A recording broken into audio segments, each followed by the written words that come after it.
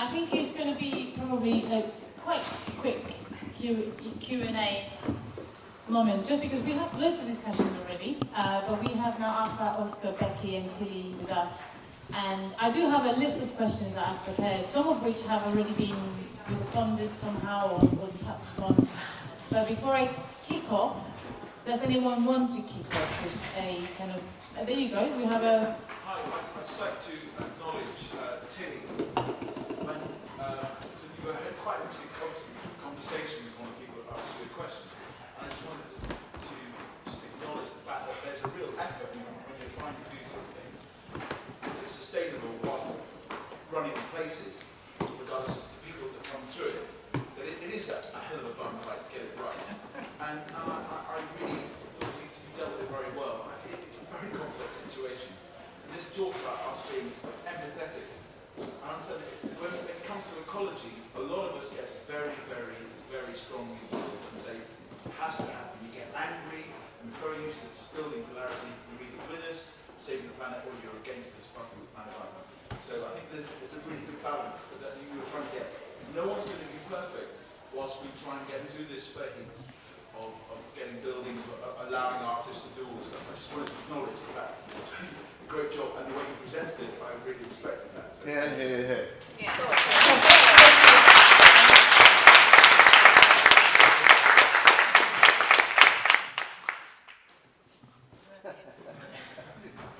Anything about it?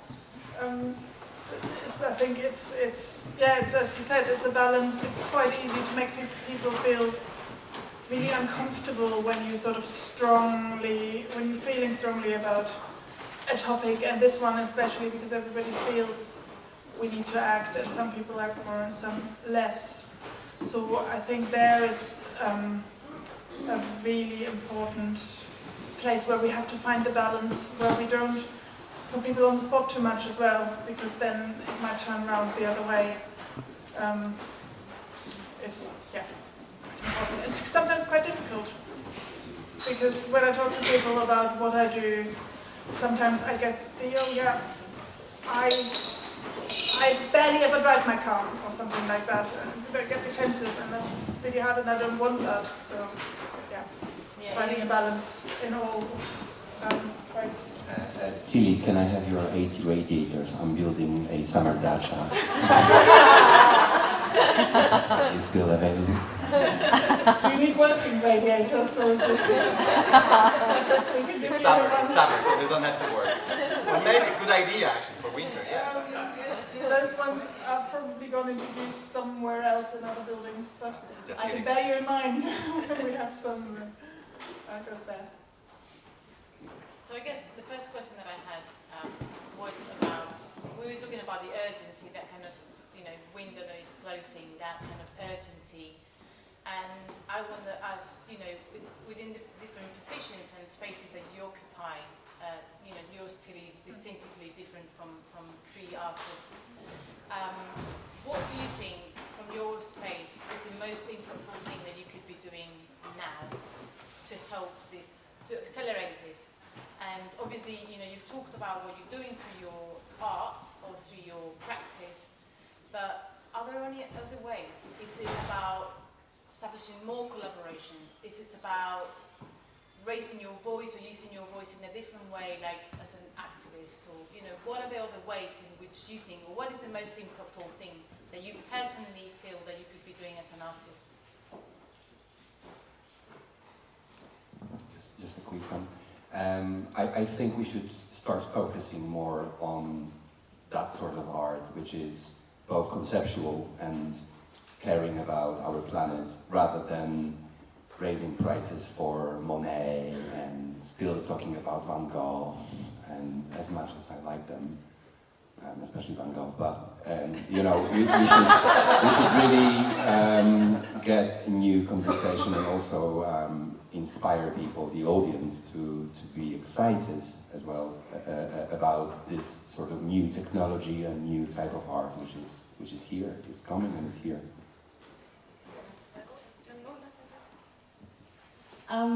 I've been sort of I think I've been holding back, or maybe just discovering, emerging as an artist for quite a while. And I just feel like in the last sort of couple of years, when I've started to be thinking about these ideas or taken a breath and started to think about my own values as a human being, my practice is really shifting and changing because I want to align my values with making my art with the values that I have as a human being. And I feel that it's pushing me more towards using my public voice, using my artist voice for a purpose, you know, and hopefully the more and more I go down this route, I see the more kind of activism type things kind of coming out of my work, to use my work as like with a political message. Whereas previously I would have shied away from that and been a bit nervous and not wanted to say anything. I kind of feel like it's necessary, or it's just something that I feel like is important to do now and going forward. Yeah. Yeah, I agree with both of those, and I think again in the journey of working out what kind of artist do I want to be, I'm definitely not a selling artist. Nobody wants to buy those Saki sculptures at all. I wouldn't even insult anybody by putting you up for sale at all. And that 100% isn't the reason why they exist. It's a conduit for conversations, really. And actually, that's a common denominator throughout a lot of my work. And I did another project which I contemplated presenting today instead of this one. This was the Science Gallery project last year called Life at the Edges. So it was on for 4 months, and it was basically 3 different sculptures. They're pretty cool, 3D printed and plaster cast, and they were all sent from a future environment. So one was bioremediated Earth, one was supervolcano, one was something else. So basically I invited the public through their nose to engage with the future of nature through a different sensory modality. And the feedback was wonderful. So it was the first exhibit in the exhibition. I think it had like 40,000 visitors, and I asked the mediators, who were quite heavy-handed in taking people through the installation, to send feedback.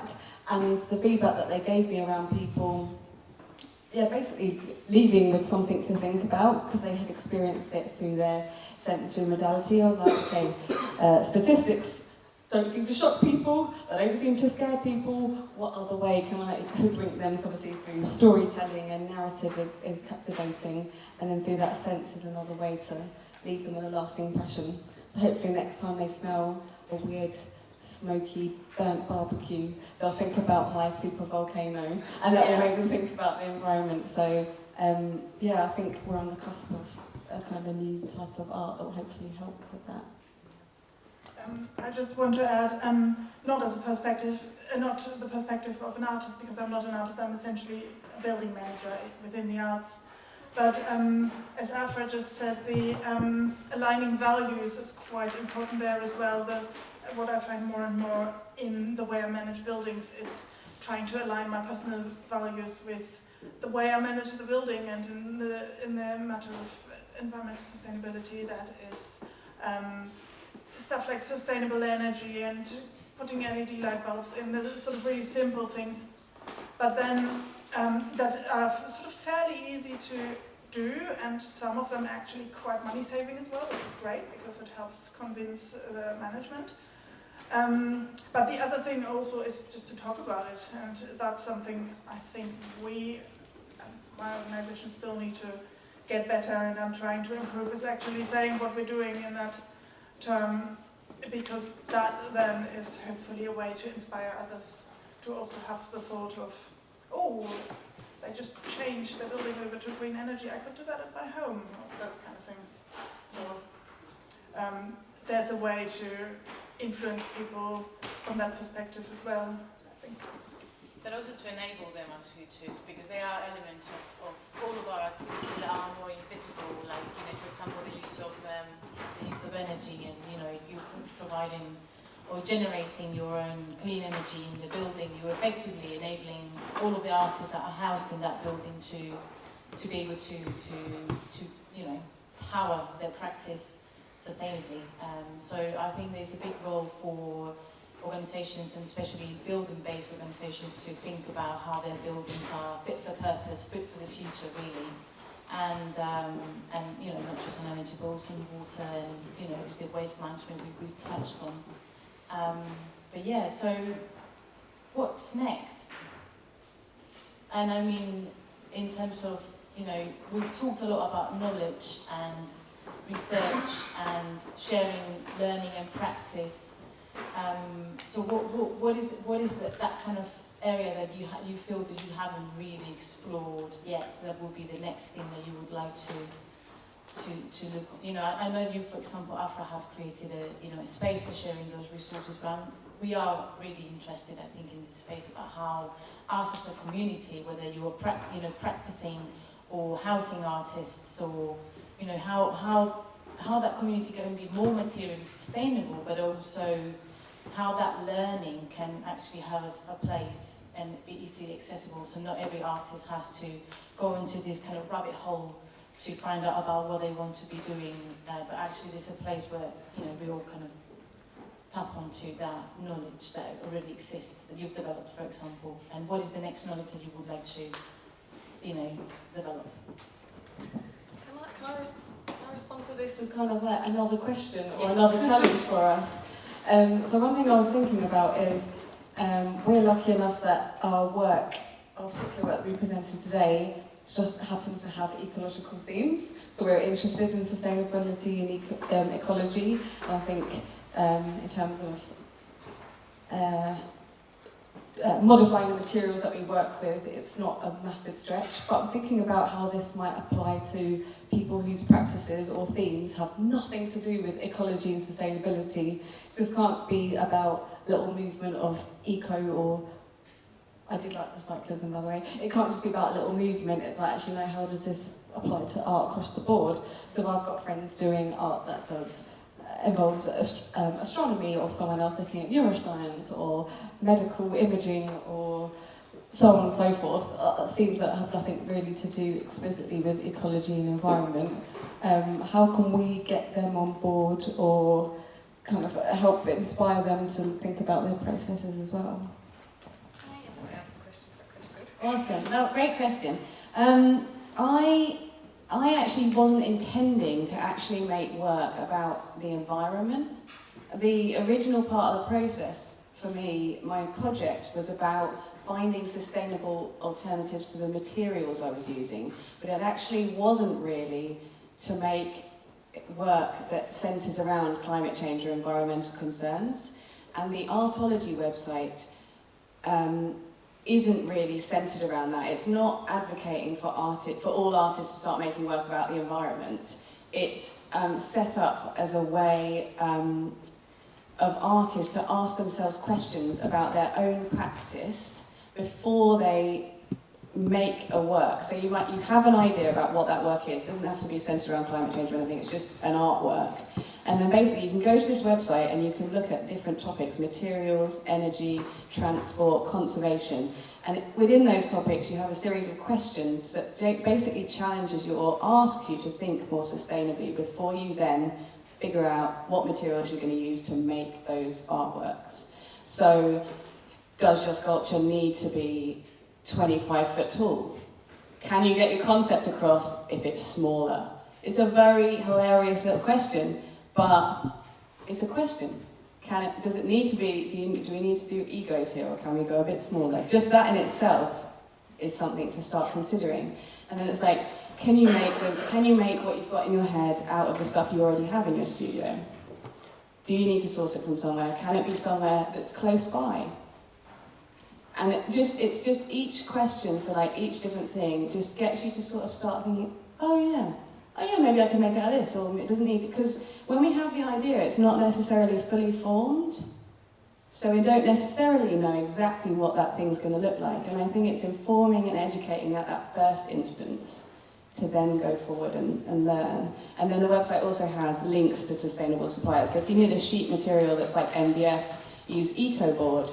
It's basically the same, it's very similar, it's like low cost, like MDF, and it comes from a fairly local place to London. So it has all these options where you can have a look and see if there might be a thing. Okay, just maybe sum up a little bit advertisement here. The Art Recyclism website It's going to be a platform for artists and like-minded people, also people who are caring about our planet and trying to be sustainable and have good ideas. Could be companies, for instance. Anyway, the website right now is running, but it's just me on it. I've got a list of like 150 artists who are making stuff with recycled materials or similar, but I still haven't contacted them because life.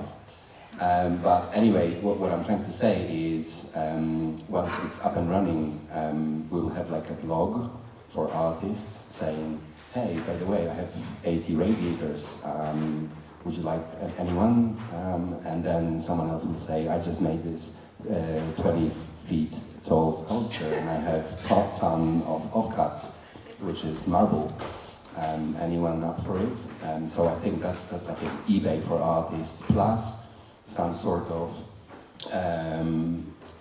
messages about the learning curve from artists who already learned something and want to share with others. There you go. Yeah, hi. I've enjoyed tonight. It's been really good. I like the idea of this intersection of art and climate change. But to be a bit blunt, it's like I haven't really learned anything. It's a little bit like, I don't know, everything's about recycling and recycling plastic. But really it's about lifestyle. It's, the distinction with Brendan, we're talking about 11 years. We're talking about, Theresa May said distinction, it's like, the idea that we're actually comparing the conversation with Theresa May is terrible. It's like, I think the thing is, it's our lifestyles, and I think Tilly made the point about free planets. I think it's really good. And I think what would be interesting with Julie's bicycle and Tilly is, if you, for example, is to encourage people to reduce their carbon footprint. Maybe if you did an audit on all the artists and they did a carbon footprint of their lifestyles and their art, and you gave them a 50% reduction, that would automatically change everything. And the art is part of this. It seems to be separating the art to our lifestyles, and we seem to be thinking our lifestyles are actually okay. We do a bit of recycling, a bit of plastic. I mean, the plastic, I think in a way, is really, and we all hate plastic because it's a new planet, and we've just been told when it's been trashed. You see that really our life is everywhere, is fucked basically, and I think it's a big change, and somehow, I think Julie Bicycle is great that way. I've done one of the workshops and I think it's good, but I think now, and I think the great thing about Extinction Rebellion is they're really keeping everybody up the arse. They're occupying Greenpeace, Friends of the Earth. In fact, Friends of the Earth invited them in because they're effectively squatting and they're in there to change their ways. They'll probably be knocking on your door soon. And I think this is good. This is how we're going to change stuff. And I think, as an artist too, I think it's important that we just alert everybody. And I think the other thing is, sorry, I'm rambling a bit, but it's like, how do we change? Everyone's talking about, I want to have an eco-friendly lifestyle. Well, what does that mean? What does that really mean? 3 planets, and it's like 5.5 if you could do Dubai, is actually a massive. How do you break your life into a third of what it is now? And it really be coming down to animal agriculture, flying.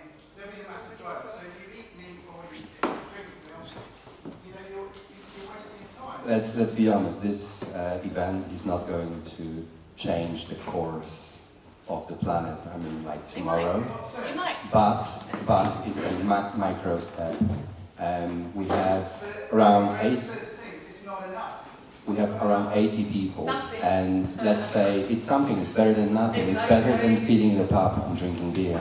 It's better to drink beer here and listen to, some things. You said you haven't learned anything. No. I haven't learned Anything new? Okay. Well, it's actually very, very important to learn the same things and to get them repeated over and over again.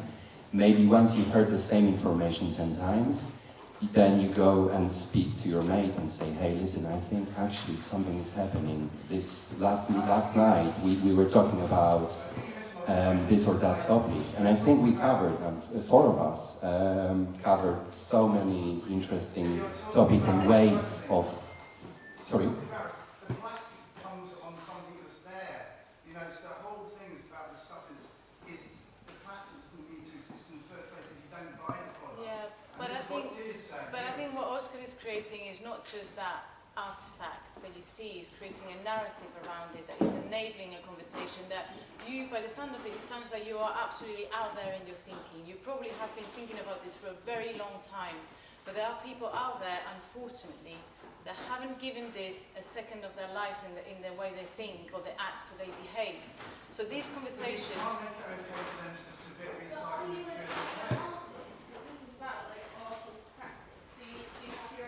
Yes.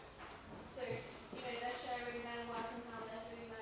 Okay, so I don't mean to be like aggressive towards your art. I think it's really great. I've enjoyed your work. It's really good. But I don't think you can come across with this whole ecological sort of footprint. It's a nice part of the theme, but you still live in a Western world. You are still complicit to climate change. And we all are. Yeah. This is why I think about carbon footprint. If you knew your carbon footprint and you knew what you were actually. But we don't know if they know their carbon footprint. I think they might know. Okay, I think so. Climate destruction, the extinction crisis is a ginormous, cataclysmic. It's the biggest thing, a bigger meta, hyper narrative, and the only way we can really tackle it is there's no point frightening people, throwing stats at them saying it's an emergency, change your lifestyle. Have to break it down, and how we can do that is there are different audiences. Different things, and the way we can tackle it. So there's lots of things. So there's government, and. Well, tell me more. But so we have to break it down a bit at a time. So the design industries. If you go to any design conference or any design fair, it's top to bottom. The agenda is all about sustainable practices. How they can. They start small, so it might be they're going to start with a recycled. Mobile phone case, then they're going to commit to their plastic packaging, then they're going to make sure that their office buildings are 360. This stuff is going to take time, and what we have to do is not frighten people away by saying, it's an emergency, we've got 3 planets, we've got 10 years because that actually just turns people off. So what we're doing is saying, actually, we're going to lead by example by showing what can be done. We will endeavour to keep amending our practices to get better and better, because we realise actually just doing plastic isn't good enough. We need to do think 360, and then and share those resources. So we start. It's that classic: start small, start local, spread out, and that's how we'll have a compound effect. There's no point having a panic about. Because that hasn't worked.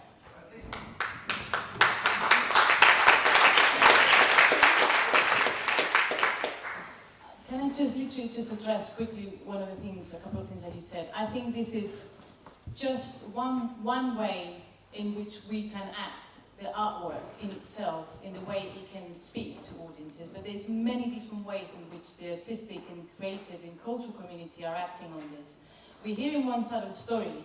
We're hearing how art can start conversations, shape ideas, connect knowledge with feeling and therefore with action. And this is just one side of it. It is a big one, by the way. I think it's a really big one. But there are other work that the cultural community are doing around reducing their own impacts. As you know, it seems to you know our work. And obviously there's a tool that is free to use to any artists here in the room or anyone that you know that might be interested. There's a free tool on our website. It's called this Creative Green Tools.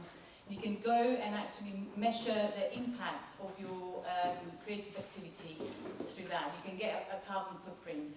But I think that it's worth saying also, sorry, what's your name? Michael. It's worth saying that, you know, the work that we have been developing, and I know that Tilly has been developing, and for example, Alex, for instance, that is in the room, it goes beyond this. It's about creativity and what creativity can do to actually drive solution finding and actually connecting with other disciplines and working with scientists, with technology, with the supply chain and really transforming what the economy of the sector looks like at the moment. And it's because people like here in this room, that supply chain, which is basically connecting with our economic system, will change just by people like them starting to ask these hard questions. And it's great people are talking about it, because people weren't talking about it pre-Extinction Rebellion. That's the way it changed. But I think the main thing is Naomi Klein says it's the polluter pays. When we had the ozone layer, everybody heard the subsidies were there or the taxes were there to make people not buy aerosol. So yeah. if you knew what you were but buying, that was a very, very isolated thing that was so somehow easy to tackle. Like people tend to come. It didn't affect with profit, and it didn't affect with But this is, I mean, what we're talking about, as Becky was saying, this is the kind of like super wicked challenge that we're facing is absolutely connected with absolutely everything that we're doing in our lives. Our social interactions, our economic systems, everything is intertwined. It's not like legislating. Okay, smoking is not allowed anymore in buildings, because that is a very simple measure for one single thing. Where this actually is a systemic change that needs to happen. It's a very complex, and it has to happen in many different ways. It's not just one way of acting, it's many ways of responding to the same challenge. You're actually saying the same thing. You're both saying we need a systemic change. However, you're saying we need a thought change, while you're saying we need a practice change. It's actually the same thing. And I think we should stop fighting. I'm not saying that we... No. What I'm actually proposing is because our social ecology has such a big influence on our actual ecology that if we keep on talking against each other, we're not going to come up to something. Absolutely. This is what I mean, we have to celebrate whatever it is happening that is trying to tackle it, whether it's from the conceptual, philosophical, artistic, or the part of the conversation to the really nitty-gritty. Actually, what do I do with this piece of wood that is ended up in my skin? Everything in between is worth celebrating when someone is acting on it. And this is what we're doing here. Yes, definitely. And I think we're running out of time. So there's a hand up there, a gentleman that hasn't spoken yet. Hello. I've been working around sustainability for about 3 years, and what I've taken from that is that it's overwhelming. There's so many different angles that things are going wrong in this world. Whether it's biodiversity, whether it's carbon footprint, whether it's how we work as society. But I think art's space is about creating discussion. What I did today was very good. Being able to ask questions or being asked questions might be my answer, but I think what you guys are doing is allowing our generation, new generations to think. I think that's, and it creates discussion. I think because of the state it's so overwhelming, it's a good space to allow new ideas to emerge. It's not shut down. But there's different spaces, there's countless different spaces to go in each one of these. It's important to allow it to grow, to not say it's wrong. Not that you were saying. I don't know if I was saying anything's wrong. I think it's hard to know what direction they're going to go from what they're at right now. And times will change and new things will appear. But I think where this is exciting is how it's developing and how it's creating discussion that we need to keep focusing on. But it's an overwhelming problem. Yeah. It causes panic, it causes anxiety. It's a big one. I think it's going to be a combination of approaches, as you're saying. So activism is not going to solve it in its own. Art is not going to solve it in its own. It's going to have to be a combination of approaches and responses and voices coming across. Just looking into the same goal, which is actually allow humanity to have a healthier way of living. Well, actually have a way of living at all, because, we might not be here in... Yeah, I think I'm really sorry because I'm not aware, I'm not sure what the kind of time restriction is here. We were meant to finish at 9:30, but It's up to you, Aphra. It's your gig. I think we have to call it, yeah. We have to call it. We're going to call it, yeah. I think we're Sorry, going to guys. stick. I'm really sorry. We're going to stick around for a bit, but please just come and talk to our amazing speakers, and pick their brains and share any knowledge that you might have. I think we can share emails after this with all of you. So if you want to get in touch, just do it. Thank you so much. We're just going to round up. I think